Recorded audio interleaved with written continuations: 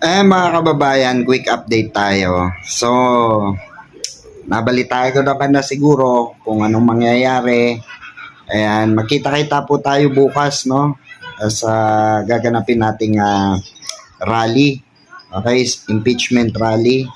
Ayan, syempre, pinangungunahan po yan ng Bunyog Party List. Ayan, sila Attorney Enzo. And of course, bago ang ano na yan, no? Impeachment rally na yan. May kakapasok lang na balita. Okay, galing sa ating kasamahan na vlogger na si si Sir Nino Barsaga. Okay? At kumpirmado, no, may kakasuhan na naman po si General Torre, no? Siyempre, sino pa ba ang kakasuhan niya rito, mga kababayan? Siyempre po, yung mga kulangot na fake news. Yung mga hindi mapakali kakagawa ng fake news, yan ang sinasabi natin. No?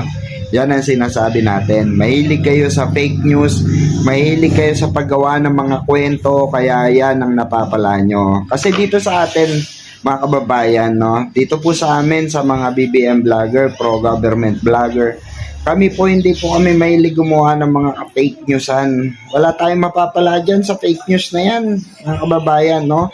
Always based on evidence, di ba?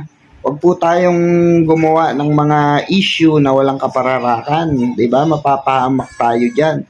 Magiging patong-patong ang kaso natin pag ganyan tayo, di ba? Kaya lesson learned po sa mga mapagawa ng fake news dyan. Iwasan nyo na yung fake news, magbagong buhay na kayo, di ba? Dahil mahaba-haba pa, no, ang taon. Naguguguli nyo, bago nyo mapabaksak ang administrasyong Marcos. No, marami pa kayong gugugulin, ilang taon pa bago matapos ang termino. Di ba? Sabi nyo nga pag natapos ang termino ni Presidente Marcos, babawian nyo.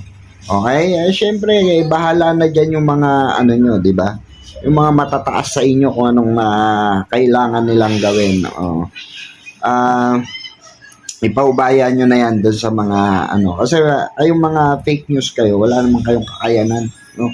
Wala naman kayong kakayanan na di ba, na gawa ng mabuti. Puro fake news lang ang dala nyo. Kaya kung ako sa inyo, magbagong buhay na kayo, no? Ayan, paalala namin sa inyo.